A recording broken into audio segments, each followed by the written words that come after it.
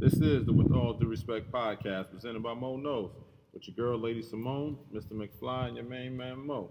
Today, we have a special guest on the podcast. We have a Mr. Brandon Hobbs of B33 Productions. Brandon, what's going on? Yeah, I'm here, man.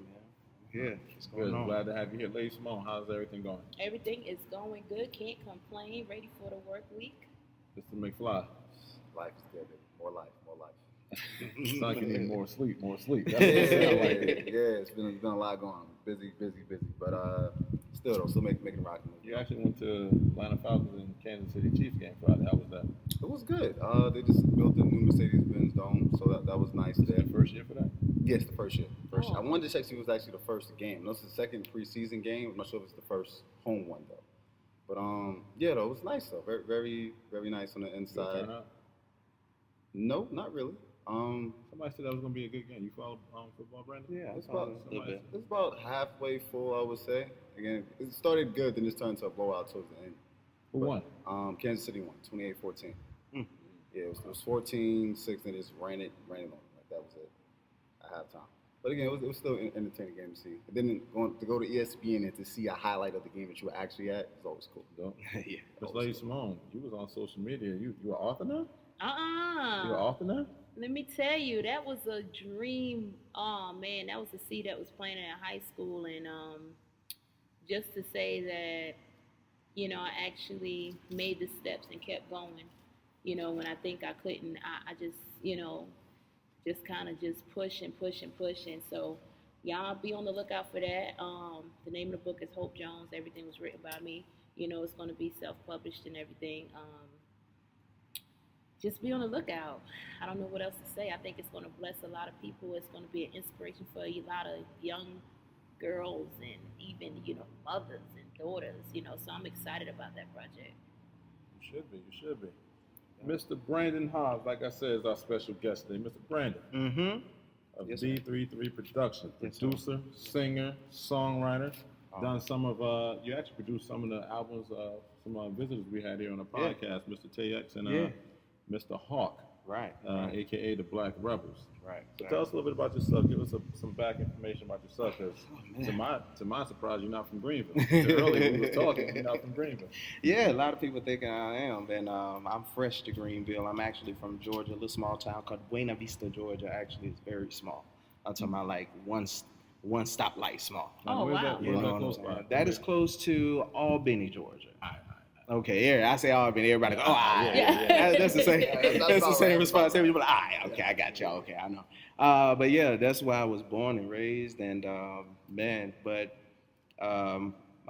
stepdad was military, so I didn't stay there, all my life. I did travel around. We lived in Hawaii for 3 years, and that opened me up to a whole different world of seeing things. That was crazy. That was a culture shock. For the better? Yes. Oh, Definitely.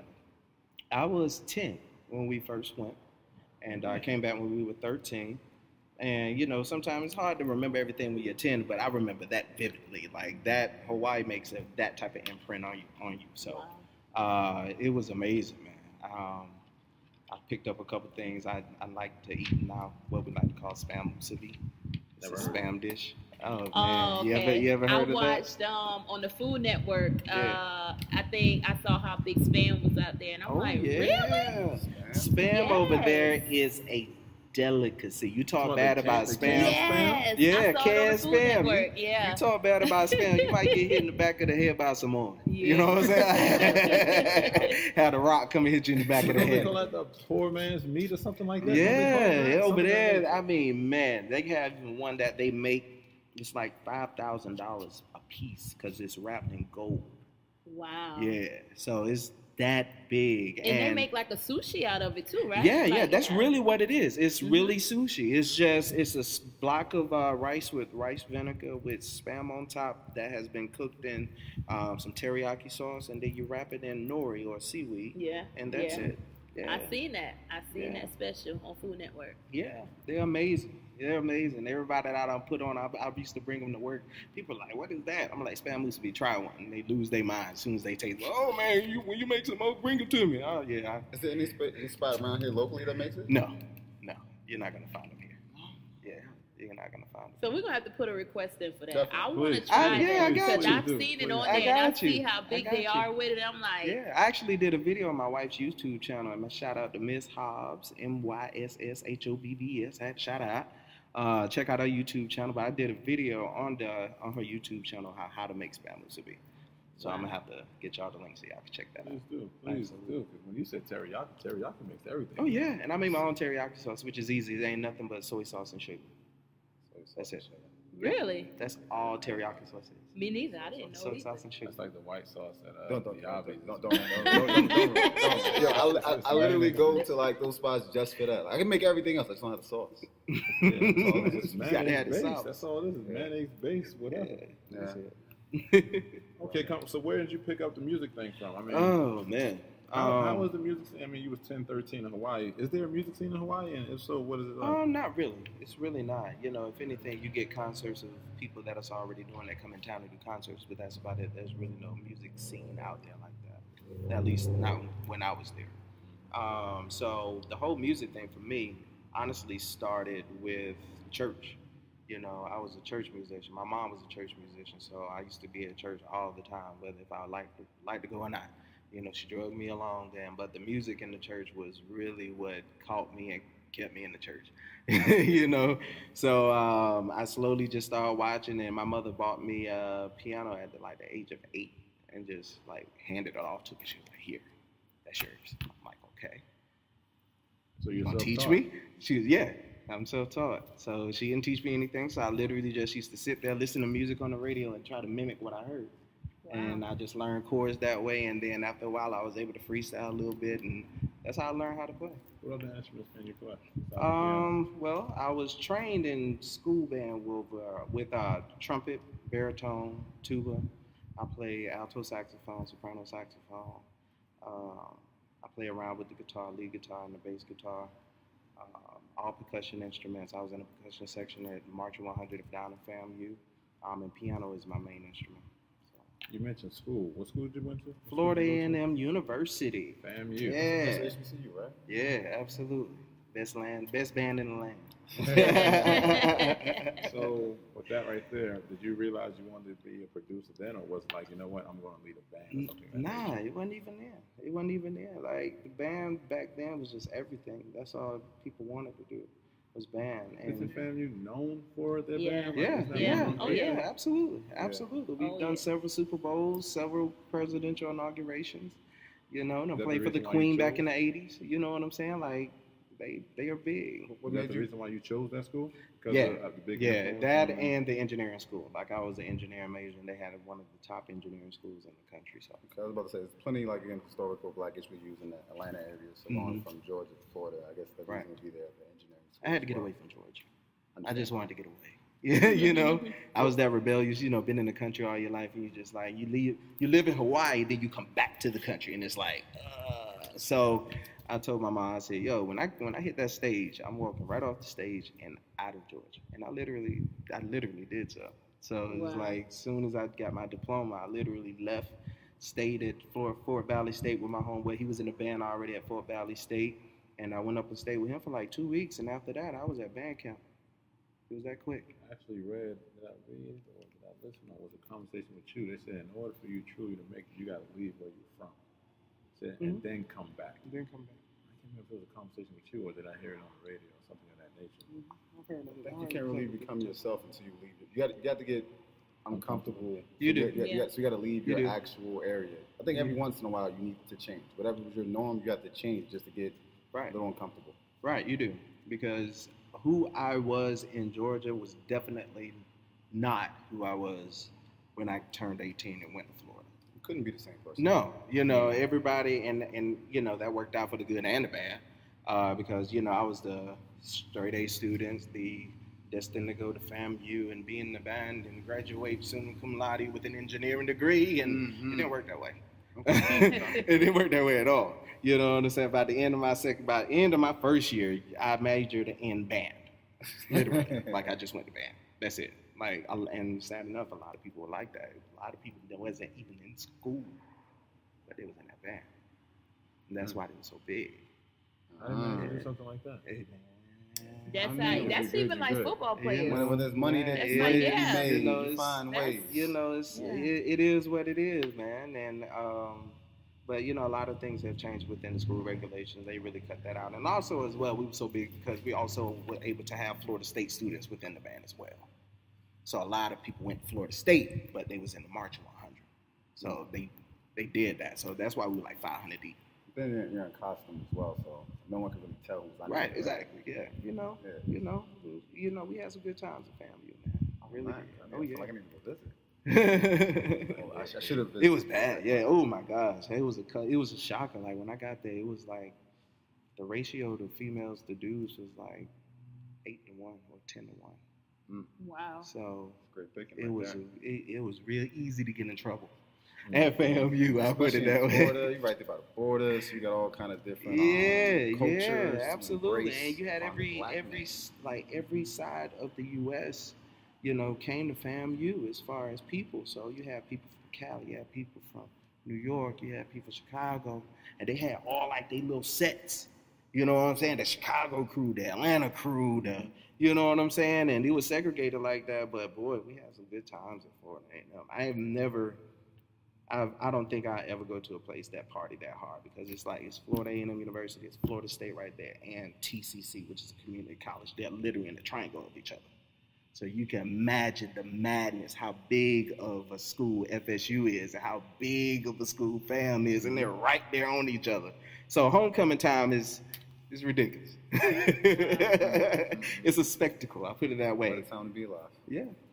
Yeah. They gonna make fly. He gonna bring it in. Yeah, he's gonna I'm telling you what's gonna happen. He's gonna make the correlation with FAMU and sex in a minute.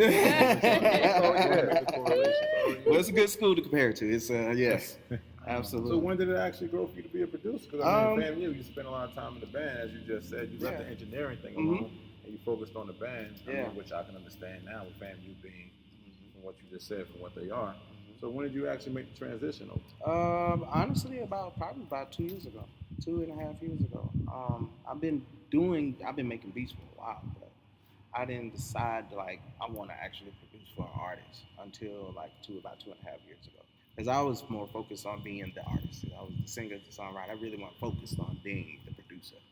But as I started to look at the game and how it worked, and I'm like, wait a minute, producers actually the ones that really bank it.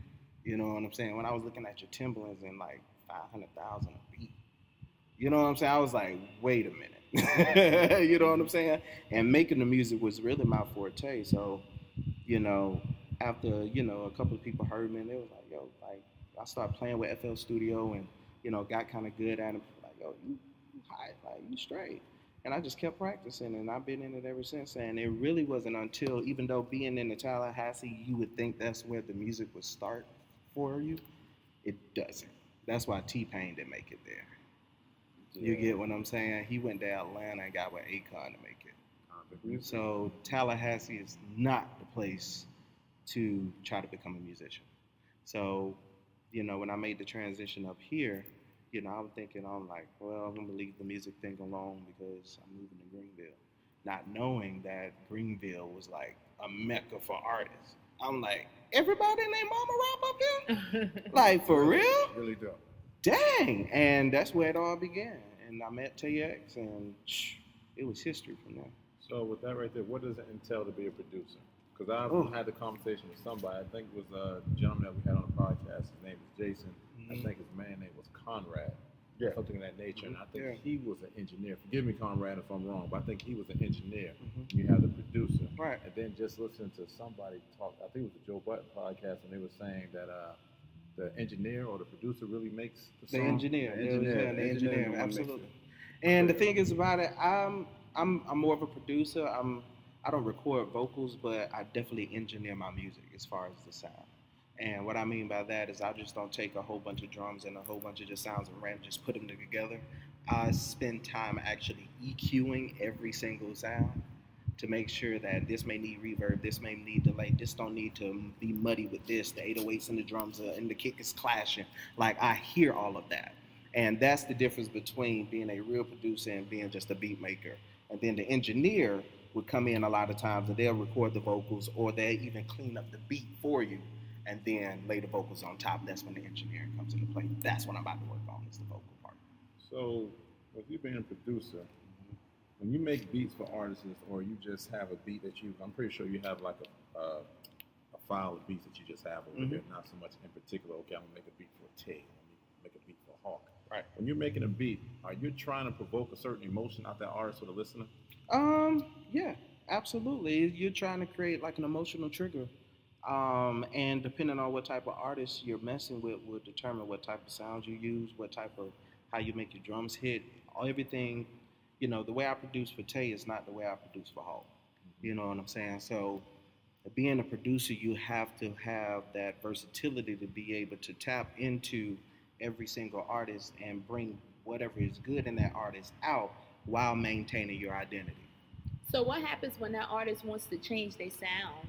Like, you're used to their music one way, and then they come to you and say, you know what, I want to change this sound.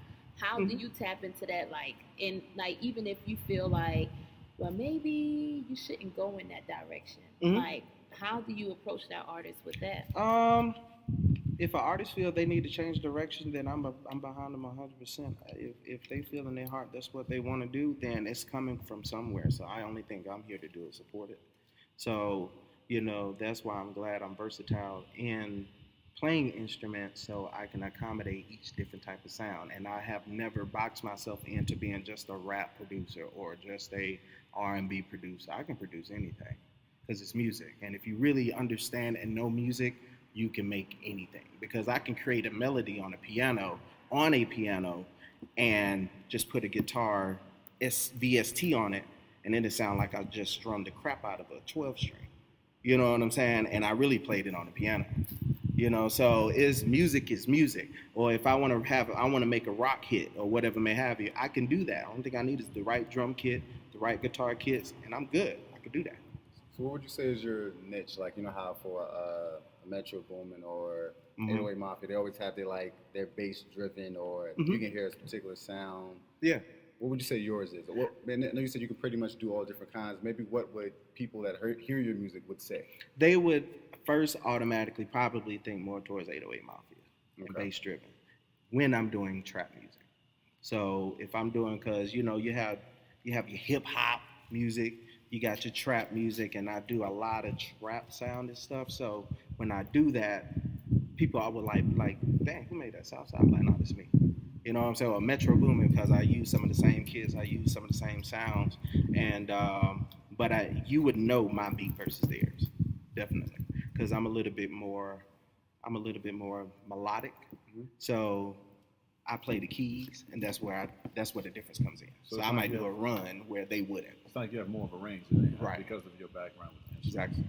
That definitely gives you the edge at that point. Yeah, absolutely. But shout out to Southside and Metro, man. Hey, y'all hear this, man? Holla at the boy. Also, I know now, I feel like I may be late to the party. I feel like they kind of started with DJ Mustard, but as far as a lot of the producers putting their signature on it, like Mustard on the beat or Metro Don't Trust You, which was like the tag, the producer tag. Right. Do you feel like, I know Mustard sometimes, when you hear Mustard beat, you already think a certain way. So what he did was he started taking the tag off. Right. So you could just enjoy the music and not typecast it being Mustard beat.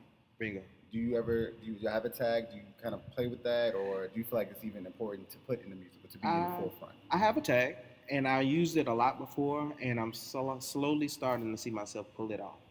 Because what you want to do as a producer is create a sound that becomes so distinctive that people know it as soon as they hear it. Like, there's certain cadences that Timbaland would create that you would know. That's a Timbaland sound. Certain snares he would use to know that's a Timbaland sound. You know a Metro Boomin sound when you hear it. You know what I'm saying? Even with Southside, you know that sound. So it's just about honestly creating a signature sound. And once you do that, now it's good if you're starting out and nobody knows you, because that's like an identity badge. Like, this is who I am. Right, exactly. That's who I am. So it's good to use, and I will use it depending on what type of beat it is. But I'm starting slowly, especially if I'm doing a ballad type beat or anything like that, I really don't put my tag in it, because I think It's like trying to create an emotion. Like when you start watching a movie or a scary movie, you hear the music, you see the darkness is creating the scene. You just can't throw it, hey, what's up, boy? Right in there. It's going to throw everything off. You know what I'm saying? So that's why you have to now, if you're a true musician, you're trying to create art.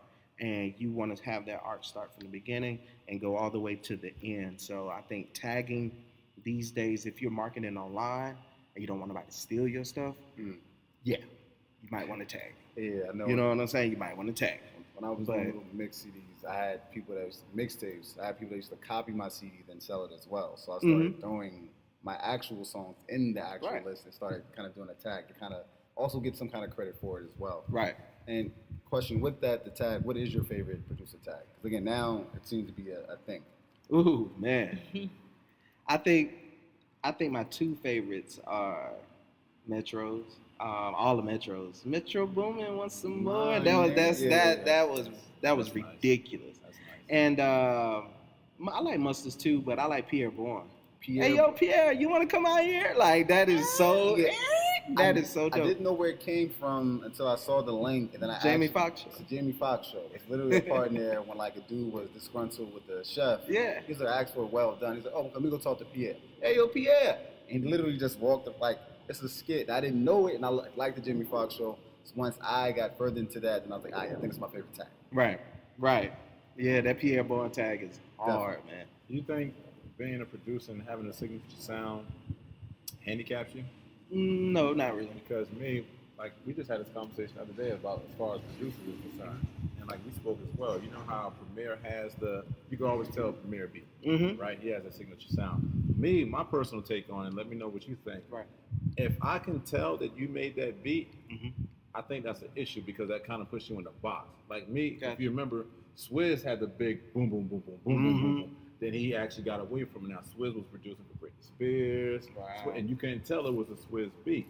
And that's when I feel that you're a good producer when I can't tell. Because like me, I don't like the Dr. Dre beats. I don't like it. It sounds like porn. You know what I'm saying? Yeah, right. It sounds like porn. I don't like. I'm not a big Pharrell fan on these beats and whatnot. But when you say Just Blaze, okay, now we talking. That's my man right there. Exactly. But those guys right here. So do you think that puts you in the box and takes you out of the category of being one of the great producers? Like, matter of fact, give me your top 3 or top 5 producers. Top 3 or top 5. Let's see if they have that signature tag or that sound like, Metro is probably one of my top. And he ranges everywhere from Future all the way to The Weeknd. You know what I'm saying? And so he could do your hard trap beats or he could slow it down and make a love song. And that's, to me, excellent producer. 40 is probably my favorite producer out right now. That's Drake's producer. Yeah, that's Drake's producer. Yeah. 40. OVO Camp. Yeah, OVO Sound Radio. Shout out to the boy. But yeah, 40 is able to take sounds such as like samples and flip them in such a way where he'll like reverse them and things of that nature and speed them up, but you don't even know it's a sample. Like it's one of the tracks on Drake's new album. I didn't even know it was My Lady by D'Angelo, and it sped it up and reversed it, and you wouldn't even have known. And I'm like, dang, now that's producer because you're creating something. You're taking something, manipulating it, and creating something else. And 40 is a genius when it comes to that. Yeah. With all these different people out here, all these different producers and these up and coming producers, I mean, everyone has the, what do you call it, Fruit Loops? That's what people call it on and whatnot. And then you got the Metro Boomers, you got the Swizz, the Legends and whatnot. Have you ever doubted yourself? And have you ever been like, you know what, I can't do this right? And then on top of can't doing it, like, and there's so many people doing it now. Why even waste my time and do it? So have you ever got to that crossroad of like, you know what, I'm going back to band camp? In the beginnings, there is a time that is, that is discouraging because you'll hear a certain sound like a Metro, and then you go back and you might have the same drum kit, same sound, same everything, and it just don't sound like that. And I just learned that it just takes time. It takes time, it takes practice, it takes going back and forth and researching how to EQ, research is a big part of it that a lot of producers don't want to take the time to do. Research is key. Like I can't tell you how many hours and hours and hours and hours of tutorials I've just sat through on how to EQ or, when to do this, how to arrange your beat, Ask my wife. I sit there for hours with headphones. I go to sleep with headphones in, listening to tutorials, because I take my craft seriously. You have to know how to really construct a song when you're doing this and you're trying to do it professionally. Because if you don't, you're gonna sound like trash. You're gonna sound like everybody else, and you ain't gonna do nothing because you sound like everybody else. You know what I'm saying? So it's really. I'll be honest with you. I saw a documentary. It was on Q-Tip and Pete Rock. Mm-hmm. The level of knowledge they have when it comes down to making beats, their catalog of music, it goes outside of hip hop now. They're in the record store pulling up people that you don't even know, and they'll sit there and listen to that whole album and take a sentence, and they'll put it with something, and they'll let it sit there for a year or two, come back. I'm sitting there looking at like the time and patience that it takes for you to do that. It gave me a better respect for the producer at that point right there. It would be considered producers, not engineers. Right, producers. Yeah, right. Absolutely. So I was just like, wow. Yeah, it's. Right, I'm sorry. No, it's I was about to say, most of the producers out there are nerds. Like the stuff that we have to do as producers is really like, this is science and math. Like a lot of it is. Like especially when you're EQing the sound, you might have to know to cut the bass off at 2300 hertz so it doesn't interfere with this certain frequency and stuff like that. Like when you're thinking about that, and like we are mad scientists. That's really what we are. And people don't understand the level of concentration, the level of thought. So when you have your South Sides and your Metros that, especially South Side can literally pull up a sample, flip it in 3 seconds or 3 minutes, put the drums to it, and have a hit in 10 minutes or less, usually 5. And you know what I'm saying? And it's rocking. It just, you have to have that. It takes a special mind in order to do that. So we are mad scientists, and to know how frequencies work, and when to cut this off at this certain frequency, and this sound wave does this and that, bring the clap above the kick here, and it's science. It's science. So I've learned as I've been in this thing that you really got to respect the producer, because that's where the magic happens, and the engineer, of course. Also, question. Say, for example, it's a Saturday. Could you make 10 different beats on 10 different tones, on 10 different levels? Or is it like, I'm in the trap space, I got to knock out these trap beats? Or can you literally bounce around? I could bounce around because I'm literally sound driven. So what type of sounds, I might pull up a sound and I might play a pad. And the chord in that pad may be a slow type pad. And I would have just made a trap beat, and now I went right into a Drake song. Because when you're, like I said, when you embody music, it only takes but one chord. You know what I'm saying? And that's just how the human spirit works. If you notice, like, it just takes one strike of a tone for you to react to something. Like when you hear "Don't Stop," that's it. You already know what's next. Exactly. If y'all can see Lady Simone, she just started twerking, y'all. You know what I'm saying? It's just what it is. Just doom, doom, doom, doom. As soon as you hear that, you're like, oh, it's an emotional trigger. So yeah. For the 9-9. Over. Everything shut down. Yeah. With being a producer, do you find it hard to be able to enjoy music without critiquing? Like, damn, why Metro did this right here? Not really. I always thought it would be like that's like being a chef. I couldn't go to other restaurants. Like, you know what? Not enough. I think it honestly depends on what type of person you are. If you're a jealous person and you jealous about everything that everybody else got and what they can do, what you can't do, then yeah, you sit there and critique every single thing that comes across your ears. When you're an actual artist, you appreciate people expressing their art. And where it may not sound great to you doesn't mean it's not great. Who are you? For example, like with Pusha T's album that he did, If You Know, You Know. Mm-hmm. What's the name of the album? That's not, that's the lead Daytona. track. Daytona. He had the whole project done and brought it to Kanye, and Kanye was like, yeah, those beats is cool and everything. I think I could do it better though. Right. So I think from a certain standpoint, and he redid the whole album. Yeah. So I think from a certain standpoint, like he was saying, like I had shrimp and grits when I was in Miami, and I was eating, and I was like, this is not good because I can make this better. Like I'm that much invested into it. So sometimes maybe it's from the standpoint, the actual craft, sometimes you feel like maybe it's being disrespected to a certain level if they're not bringing the greatness that you know it can be. Right. So maybe again, like you said, from an art standpoint, it's someone expressing their art, but also like, yo, you can put a little bit better there. Yeah, definitely. It's you can definitely some small critiques that you will make if you hear a couple of things that may be off here and there, but You know what I'm saying? If it's on the radio, hopefully that beat wasn't terrible and it made the radio. So that's the thing about it. Like, it's certain people you expect out of, and I have been disappointed several times by Metro. I've been disappointed by, Southside. I've been disappointed in, several different producers and some of the things that they've made. But you're not going to hit a home run every time. But if they're making the money that they're making off of it, even if it wasn't that great to me, they won. I think from an artist, like you said, producer to some extent, like you said, it's actual artist. So you have certain producers, like you said, pretty much the same thing every time. And like I'm pretty sure Metro, or if they want to make a hit, that'll go crazy in the strip club line, that they can do that. Yeah. But to a certain point, you want to express yourself. So after that, you're gonna start taking a risk and start trying new things. Yeah. So those may be the moments when they actually started missing. But again, as an artist, like we were saying earlier, just off air, you have to get uncomfortable. Yeah, so you gotta have start to. trying those things to try to branch out. So those may be the misses there. But again, from an artist standpoint, if I feel like they're pushing their pen, or pushing their sound, like, for example, Kanye West, none of his albums sound the same. Right, exactly. Regardless of his views, whatever the case may be, none of his albums sound the same. So I can tell that musically he's trying to push himself to the next level. One of the greatest. Yeah, so musically, he's trying to push that. So I can respect that standpoint from an artist as well. And also, if it's not broke, don't fix it. Right. So I can understand that standpoint as well. But again, I think it's different kind of producers, different kind of artists as well. Wouldn't all that be opinionated though? As far as like, I think you could do more. That's like, let's go to Lady Simone book. Someone reads her book, and be like, you know what? She could have done better with this right here. But isn't that opinionated when it comes down to the artist? I think it is, and that's At one the thing end of the that day. I heard someone said today in something that I was listening to.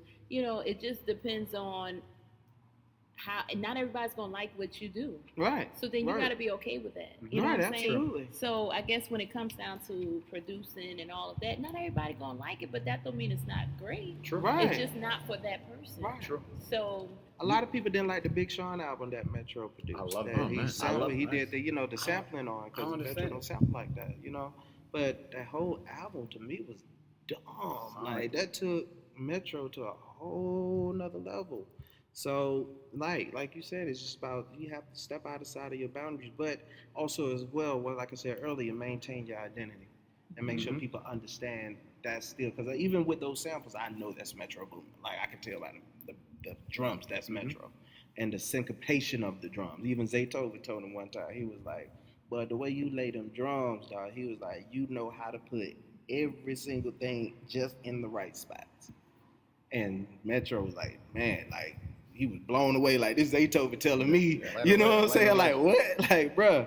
But Zaytoven was like, man, I'm a fan, bruh. Like, you know how to lay them drums together. And that's the thing about it. It's just being able to create an emotion. And if you're good at that, then great for you. And that's what I try to do, just create emotion. And I think that's awesome, because I know remember when you did the thing for the radio and you had to, I can't remember the guy. Professor, Professor. Anderson. Professor, Yes. what's going on? He did the that thing for you, and just sitting there and looking at how he took just that voice and added this in and I'm like, oh my goodness, how do you get that? And you know what I'm saying? Yeah. That was amazing. How Like he the took- craft. He clicked this and put this there, and he was doing it so Yeah, nonchalant. so it was He almost talking just to us like, here we yeah. go. First nature. Like just to see that in action. And that, to me, that's like a craft. That's Right. nothing you can just wake up and say, I'm going to just go ahead and let me do this. No. Right, So That right, takes last exactly. time. sentences at the end of the Right. day. Yeah. Right, you are. Speaking of that right there, McFly, correct me if I'm wrong. Ye had an issue with the beat, and he reached out to Timbaland, or was it Swizz? He was having an issue with something. He was looking for a sound he could not grab. So therefore, he reached out to another producer. And of course, I mean, we're all in this thing to make art, right? To make exactly. the world better, to follow our passion and whatnot. But at the end of the day, it's still competition. I Yeah. mean, I still want to be number one. Right, absolutely. Whatever podcast and upstate, I want y'all to understand that with all due respect, podcasts want to be number one. With No, all- right. with- No, we don't want to be number We one. are. Okay, I'm sorry. There you And go. you know what? And that's with Correct. all There you due go. respect, by the way, babe. Right. You know what I'm saying? Some But, disrespect too. Come here, this line. There you go. I like it. So with that Word. being said, okay, that goes to show you a few things in that little statement right there. One, he wants to make great music that bad, right? He wants to be like, I want to contribute. Two, I don't care what you do, when you're competing, you have an ego at some point, to some extent, right? Oh, yeah, definitely. He had to actually put that behind him to make this album, this song, or whatever it was that he was creating at that point, to that sound, to that liking. to his liking. Yeah. Could you find yourself doing the same thing? Absolutely. Would you be humble enough to be like, Oh, you know what? definitely. I'm not too sure any other producers in the upstate. I'm sorry. Oh no. But Definitely would you not. reach out to them and because- be like, you know what?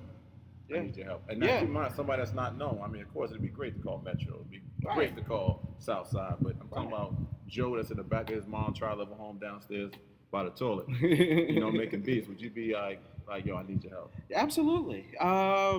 When you cut yourself off from learning, period, you're hindering yourself, and you never know what you can learn from somebody. You know what I'm saying? It could be just learning something technical or hitting this knob and it would do this, and you're like, oh snap, I didn't know that, and it changes you, it cuts your workflow flow by 5 minutes, just because that one idea. You know what I'm saying? And I'm all about the universe, and the universe bringing everything you need to you in different directions, in different forms, and things of that nature. So if I was pulled to somebody, or if I heard a sound and I'm like, dang, that would fit with me, I would definitely ask, yo, you want to work?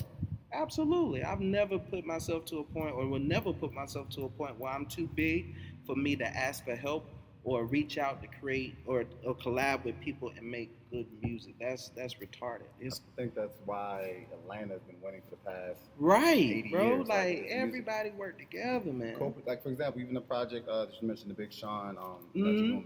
Pierre Bourne was on there. Yeah. TMA, like it was Yeah. co-producing on that, because again, they just want to put out the best product. That's I it. think that's something that it's core, and that's why again Atlanta's on top in New York regarding hip hop wise. The Right. rise so quick. Exactly. Regardless if they couldn't do the job the best, they were, I'm going to do it.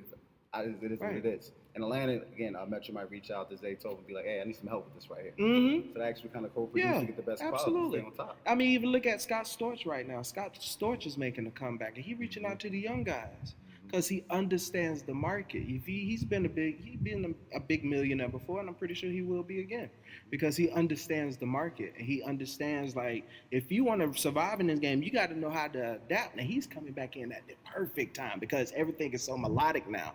You know what I'm saying? With rappers now singing rather than rapping almost. It's perfect time to bring those pianos back. And that's why Zaytoven is rocking right now. You know, and Scott Storch is going to become, I think, big again. But you know what I'm saying? It's like, you really have to understand there's so many different parallels to this thing, man. It's crazy. I think you Crazy. have to understand too that you can't do it by yourself No. all the time. As No. long as you're comfortable, Right. you know, with who you are, I think Mhm. collabing with somebody else, you know, y'all can just be great together. That's one Right. of the you things know. that I Right. push. If anyone ever noticed my Facebook rants or whatnot, you gotta have you a team, man. You can't do Right. nothing by yourself. No. LeBron is great, Yeah. but his team is greater. And I Right. wanted to You know what I'm point out too, because I know we said with Professor, another person that we actually looked at was able to work was Kevin. Yes, Big Kev from Allegiant Studios out there Yeah. in Myrtle Beach. Kevin, what's going on? And man? he Georgetown. was amazing just to sit down, even when I did the poetry part for our V music, just to see how he, you know what I'm saying, add that in. It Right. was kind of like so crazy to me just to see that. So Right. I just wanted to throw that out there too, Oh, because yeah, I mean, just the things that you guys do is just crazy, you know? Oh, yeah. The behind the scenes work. Again, Yeah. that was my first time experiencing there, and again, how effortless it was for him to actually cut and do this. I'm like, all right, I'm gonna need you to say the same part 10 times. Just go, Yeah. go. Like, all right, I like number 3. I'm gonna stick with number 3. And I was like, you really gotta like. It all sounded the same to me, but it was like, nah, number 3. Yeah. Number 3 was like a little. Stick with number 3. Yep. I was speaking of Kev. I was talking to Kev. I talk to Kev all the time. Again, what's going on, Kev? Appreciate you always picking up the phone when I call. He spends a lot of time in that studio by himself. Yeah. Do you do the same as well Yeah, yourself? I You do. spend a lot of time in there I by do. yourself? I do. I rarely am in the studio with an artist or a ton of artists just around or a ton of producers around. I'm usually by myself.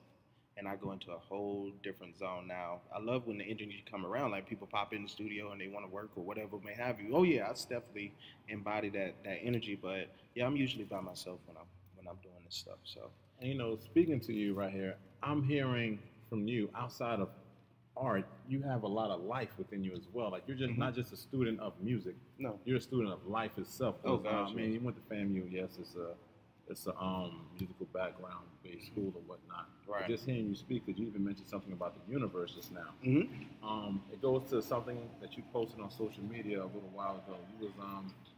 You was very transparent about a situation that you was having as far as your son. Now that you have your son back in your life, Right. would you mind sharing that? Oh with yeah, them? definitely.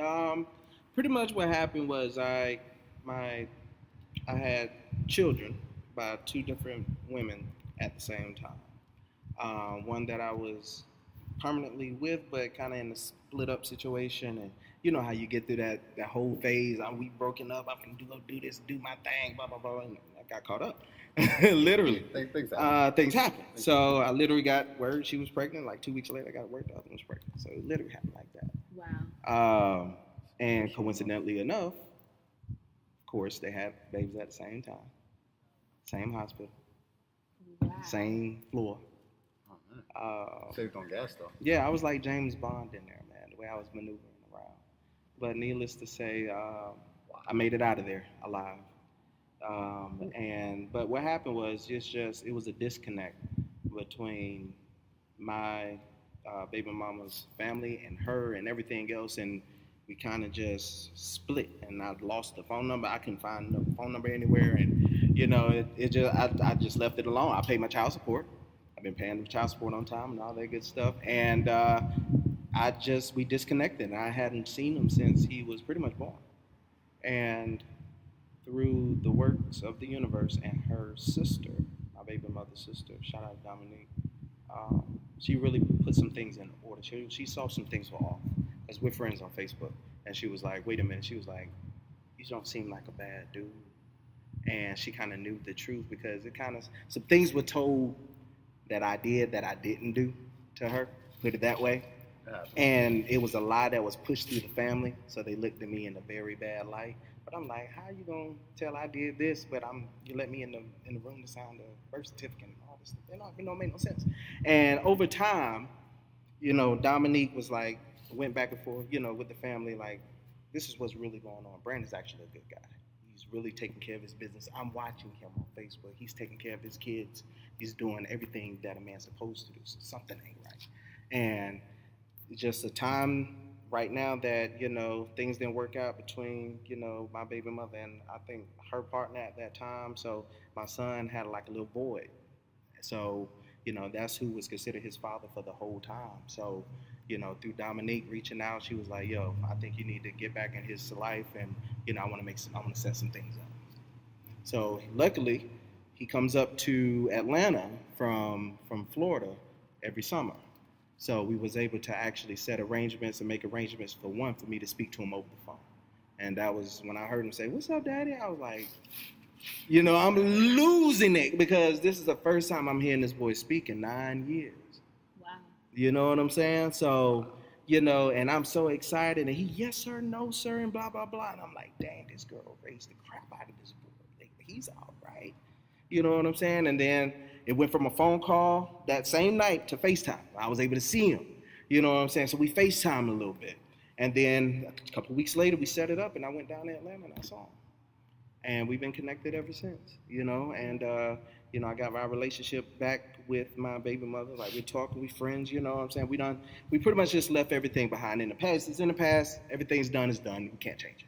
But what we do now going forward is what matters. True. So that's kind of what happened. So, yeah, he's back in my life, and, yeah, man, we here. Full circle now. Glad to hear that. When I saw you posted it, and just like you did just now, you definitely tilt your hat to your baby. Oh yeah. I did it right on Facebook. That was it took right. going somewhere, because for you to have gone through what you have gone through, it shows how much growth you made throughout the process. And like you said, your friend Dominique, he's not a bad guy, and that shows a layer of right. There. Yeah, absolutely. Like, you know what? Nah, Right. I can't see this something right. You know, and that's what it was. And, you know, like I was saying on the Facebook, like, yo, just be patient sometimes and just keep your head up and stay positive and do the right things, because if you do that, good things will come to you. And it's just due time until they do. And it's just my due time that a lot of things are happening right now. And I'm blessed.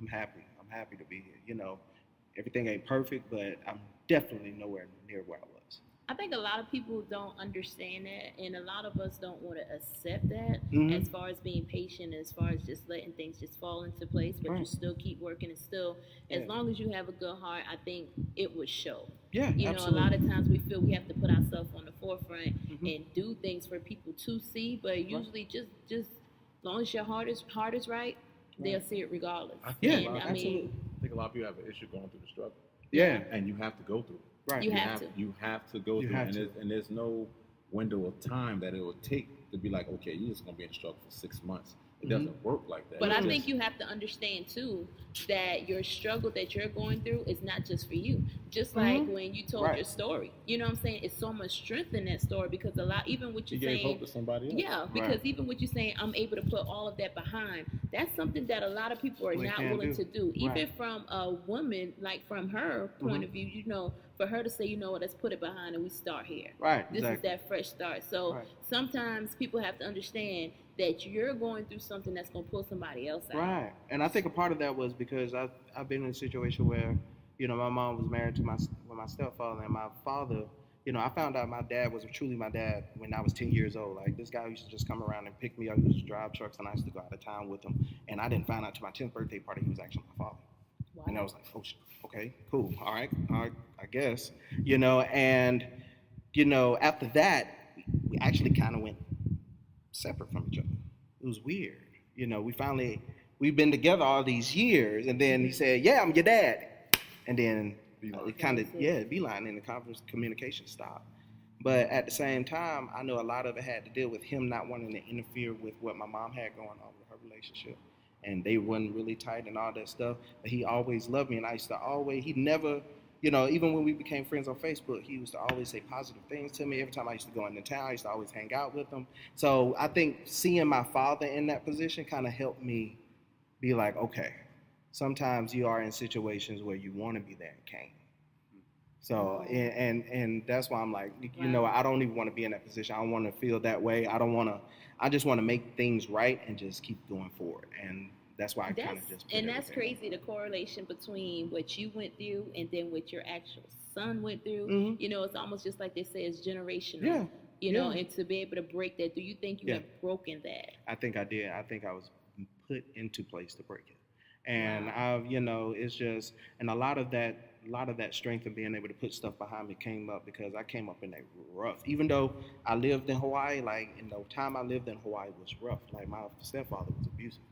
You know what I'm saying? I came up in an abusive, it was happy/abusive household. You know what that do to you mentally? Like that would take you. Yeah. You think abuse is happy. You think you can put it together. Right, exactly. Like this in guy. order to be happy, I gotta get a little bit. You know what I'm saying? Yeah. So, you know, I had like physical fights with this man, and like, but at the same time, he was always preparing me for the next grade level up. He taught me really the importance of speaking, which I use as a tool to this day.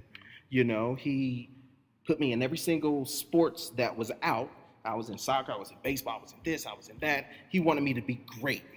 But in the midst of that was some behind whoopings that wasn't even, you know, wasn't even called for. So it confuses the crap out of you. You know what I'm saying? You're like, dang, do he love me or don't? And then it plays a toll on you even as an adult but then as an adult, I think now I have more of an understanding, being a father now and seeing it and being able to control, okay, he would have knocked me out in this point with if I would have did this, but I can't do this with my son. So like me personally, I can count to you in 9 and 8 years how many times I whooped my children. I could count on one hand. I don't think I have to put my hands on them to get my point across. You see what I'm saying? Yeah. And now, granted, my son needs it sometimes.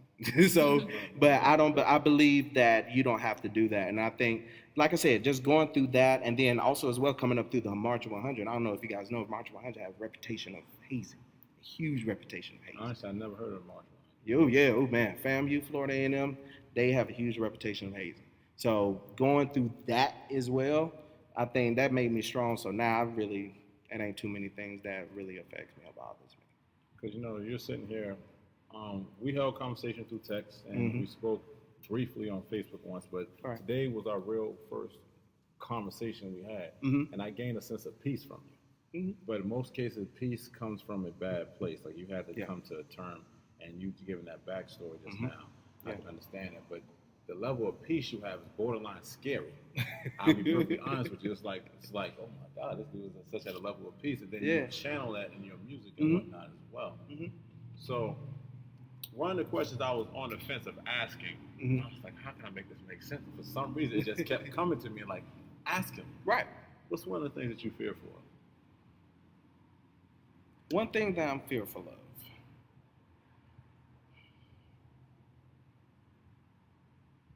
I don't think I have. You don't think you have any fear? Why is that? I have an understanding how things work. Everything is here for a reason.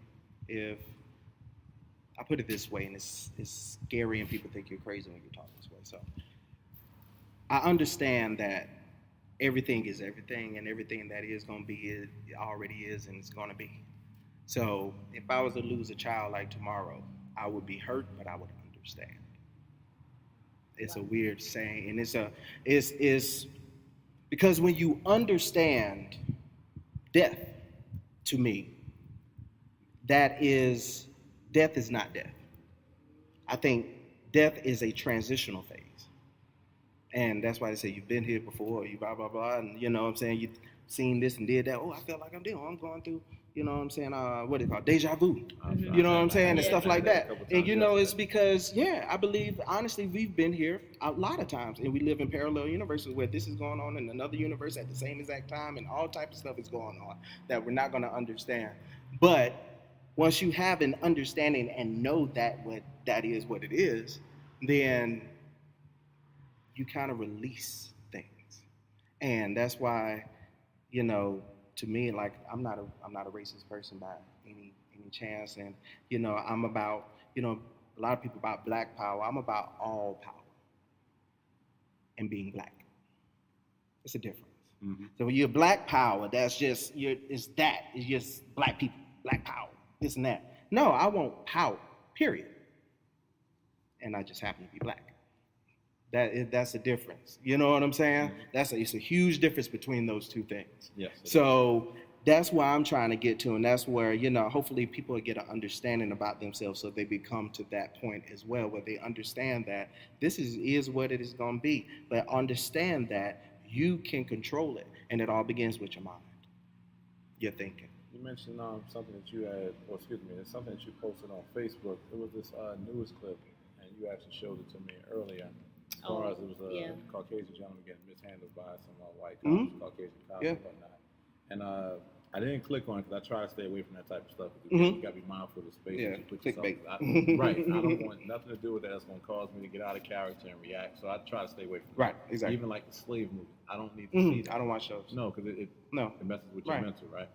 So you said, forgive me if I'm getting it wrong, you said something about someone told me that white privilege isn't real. I'm paraphrasing. That white privilege isn't real. So with you allowing things, with you looking at things the way that you look at things, how do you view that right there with that? And then with what you wrote, your caption that you wrote, how do you view things? How do you view that? Yeah, so I believe that, I believe that is white privilege, and that was a huge testament to that when he said that statement. Are you treating me like a black person? And the thing is about it also as well, that's a trained mentality thought that he's been placed in. So that's his belief and his understanding of what black people are. But I understand who we are. I understand the power that we have. The sad part is we don't. You know what I'm saying? So to me, I understood it. And to speak to the general public on an issue, that's white privilege. And that's it right there. I'm going to put it face to a name. That's it. But does it honestly affect me personally? No, not really. I'm just calling things for what it is. It's just what I saw, and that's what I called it. But you know, I believe white privilege is a real thing, and that, like I said, that was just a testament to it. But, you know, I honestly don't think that white privilege is also an excuse for me not to be great. You get what I'm saying? Yes, I think so. A lot of people will put themselves in a box. Like, I can't do this because they do this or they do that. Charlamagne speaks about that a lot as well. He said, I guess that's why he named his book Black Privilege. Just as much as they have a privilege, you have a privilege. Absolutely. If that's the case, then why is so many black millionaires in Atlanta? You know what I'm saying? It's like, what did they do? You know what someone else would say with that negative mindset? But they're not going to get but so far. They only going to get, let's just say, if Buffett has whatever, right? Mm-hmm. Okay, Tyler's only going. They only gonna allow Tyler to get but so big. They only gonna allow Oprah to get but so big. They only gonna allow Jay, Puff, anyone that we deem financially successful. Right. That'll be the. I guess that'll be what something. That'll be a response that someone would Is, actually. is that not the Absolutely. is that not the truth though? Is it not? Is it negative because it hurts, or is it? I think it's negative on how you look at it. Like, Jay-Z is not ever going to be rich as Buffett, but is he rich? Yeah. So it depends on where you at in your mind. Like, I can have a quarter what Jay-Z have and I'll be happy. Hell, I'm happy now and I don't have nothing.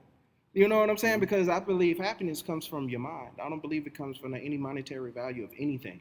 Like, if that's where you are and that's what you float around, like, I don't spend my money on, like, crazy stuff. I own, like, maybe 2 pairs of shoes. Like, I don't spend money like that because I have no reason to. And I make good money, but I'm worried about taking care of my family. Like, my wife doesn't work. You know what I'm saying? She's going to school. So I took upon the full responsibility of not only raising my kids, but taking care of her and also taking care of my son that's in Florida. So I'm busy. I work a full-time job and, and work as much overtime as possible. But yeah, I mean, But from a wealth standpoint, though, it's necessary for us to start to get the generational wealth. Like, I think this generation coming up will be the first generational wealth over. Yeah. I mean, due to the situations like Jay-Z. Again, Jay-Z never has as much money as Warren Buffett. I think it's about $900 million. Pretty good number. Pretty good. But Blue Ivy, right? she may be the one that actually connects. So again, we have to start that generational wealth now. Right. So exactly. the playing fields of the white and black will get more balanced. Will I ever see it in my generation? No. Probably not. The seed is already planted, though. I have seen that. Oh yeah, definitely. So again, it will go on. So I think that's what's necessary to kind of break those stereotypes. Yeah. We're saying, that's necessary, and I feel like we have seen that. Yeah. And those conversations are needed. So again, for someone to say, I can't do this because the white man that's right here, that might be the reason, but you still can accomplish it, though. Right. You can't let that stop. I You still have to believe push that. forward. I don't even believe that. Right. Like, I don't believe that there's one man that can stop anything that you do. I don't think when someone says white man, it's not figuratively like, well, I guess you had a job, you could say it's one person. But I think it's overall, like, I think it's like the culture or the actual society or the system. It's pretty much the system that will not allow me to. I think when it gets in a situation like that, you got to start creating your own. Like me and Lady Simone, we got to start creating our own jobs. Like, there's going to have to be a job that we come up with. Yeah. And I think that's what's about to happen to get out of that mentality. But the fact of the matter, our ancestors are so used to doing things one way: go to work overtime, do this, do that, and then you live. No. I have conversations with people all the time, older generation. So, well, why do you want to do that?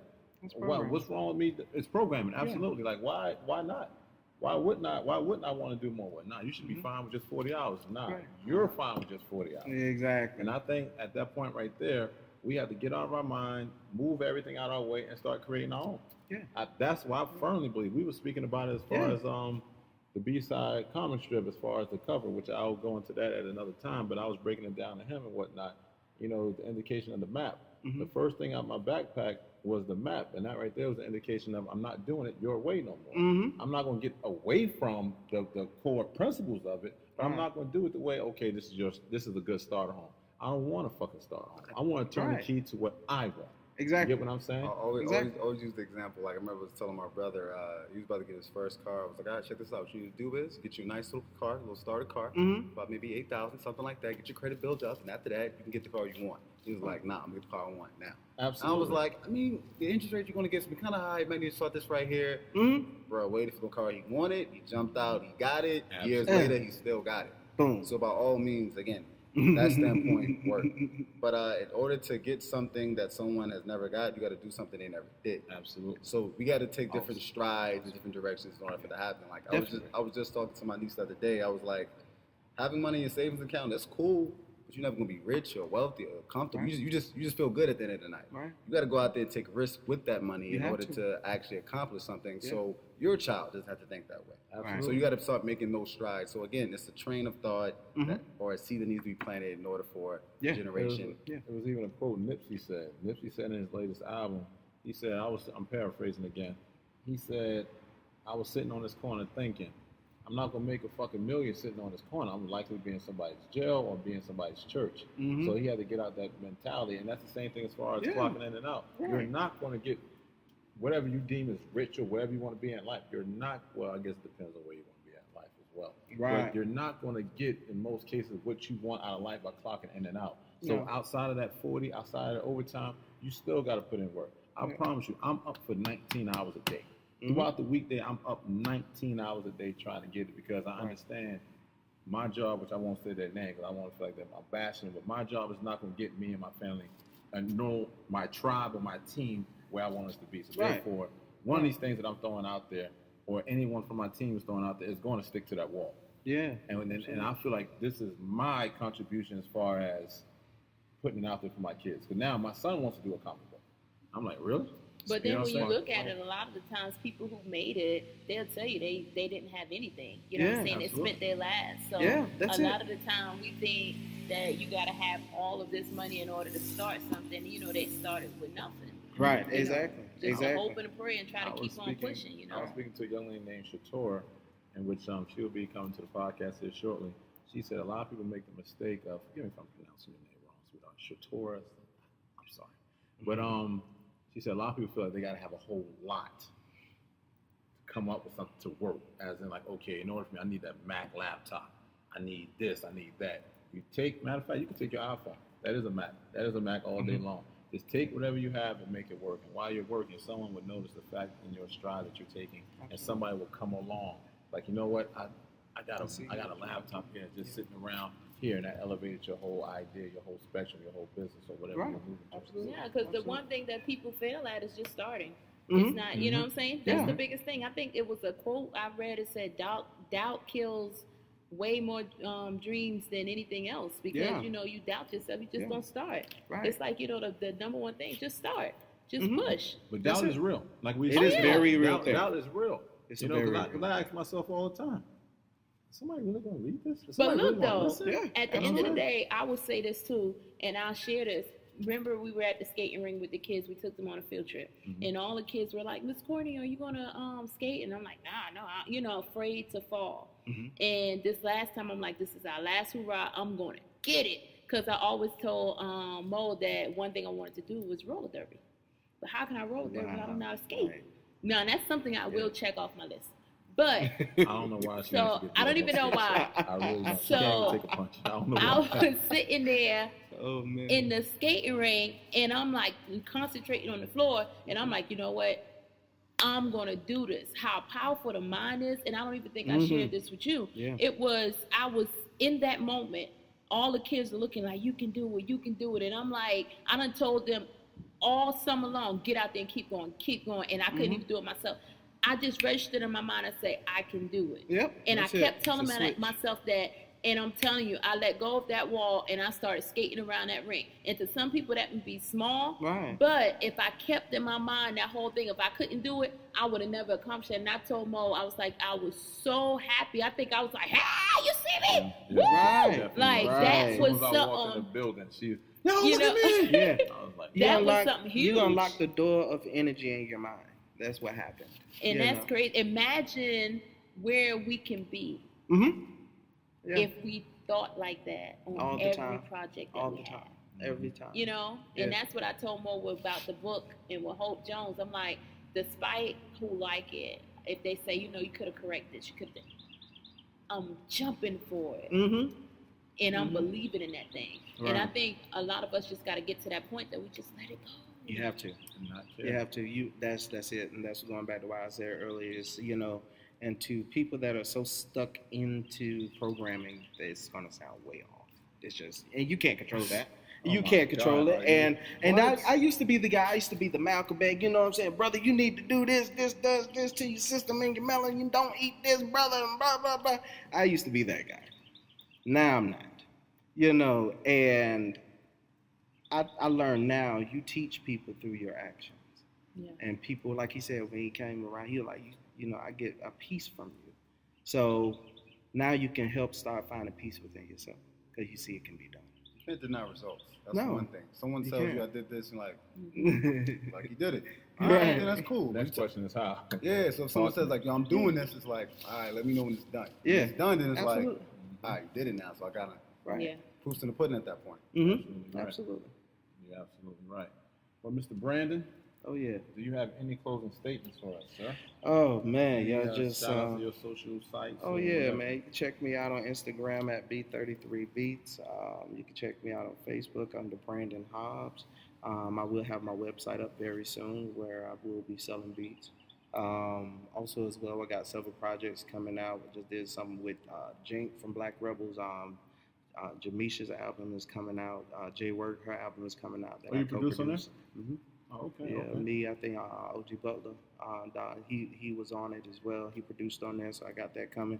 I got some stuff coming with Frank Starr, Jamie Holbrooks, a couple of local guys, man. And then I got my artist in the UK, Leighton Benter. I wasn't gonna let you get away. With that. Please tell us about the artist in the UK. Matter of fact, give us the backstory about the whole artist in the UK. Yeah, okay. So basically, I have an artist named Leighton Benter, and basically what happened was, I actually one day needed a loan, and when I went to this loan place to get a loan, and I was talking to this young lady, and I was telling her that I did music, and she was like, "So does my boyfriend." I'm like, "Oh, okay, cool."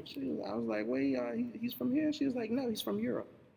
Oh, okay, cool, all right.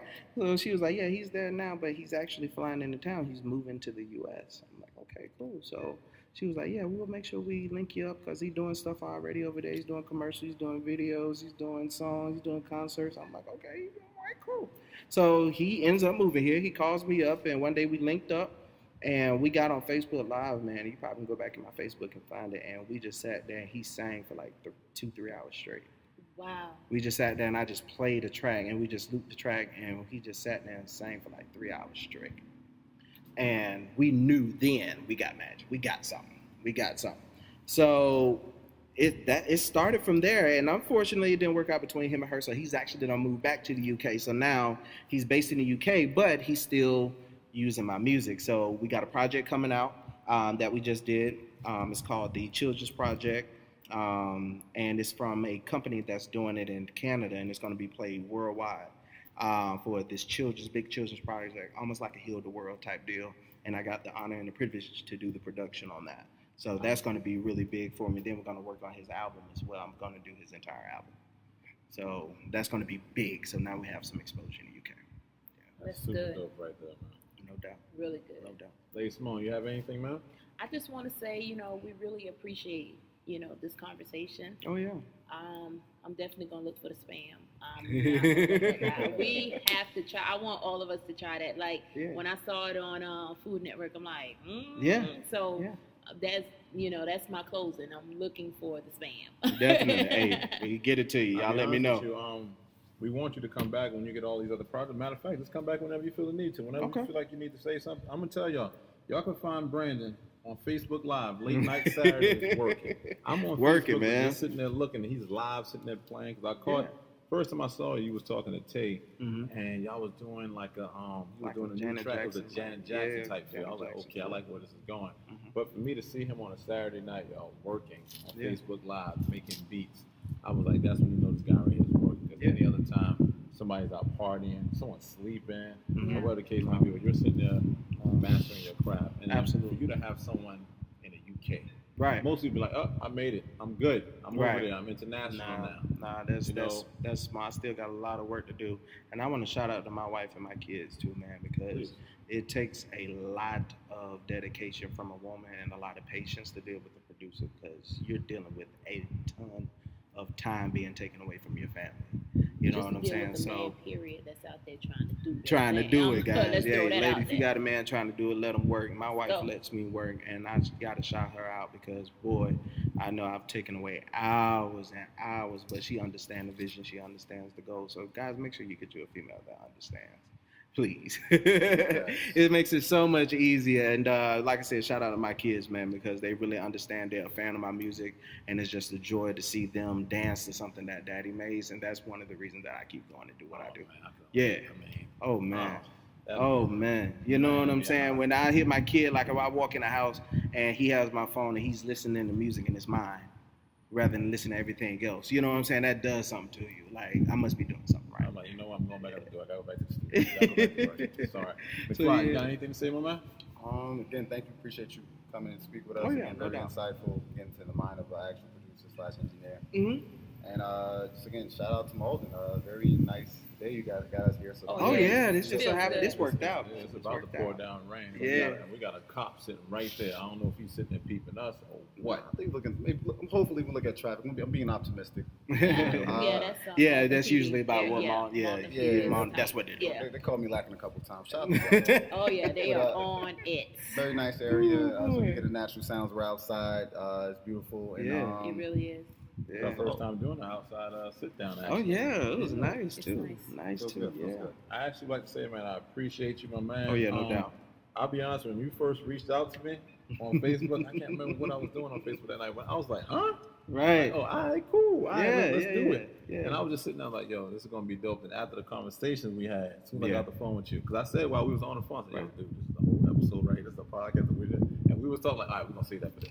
All right, we're going to say that for this right here. Yeah. I got the phone with you. I called Lady Simone, like, look here. We got something. We got something on our hands right here. So Yeah, man. I definitely appreciate that. No doubt. But by the time this actually airs, y'all already know by then. But Mr. Brandon here is going to actually produce a beat, create a beat rather, right in front of us. He's Oh, going to let yeah. us hear some samples that he got going on. No doubt. So we're about to move from the park to the studio. Let's get it. So y'all stay tuned. So as usual, this is the With All Due Respect podcast presented by Mo Knows with your girl, Lady Simone, Mr. McFly, and our special guest, Mr. Brandon Hobbs of B33 Productions. You already And like know. I said, man, in order to be great, you gotta be. In order to be great, you gotta create. And I think my man Brandon Hobbs, well, I know my man Brandon Hobbs is a prime example of that. All right. Oh, yeah, definitely. Till next time, y'all be safe. Yeah. All right.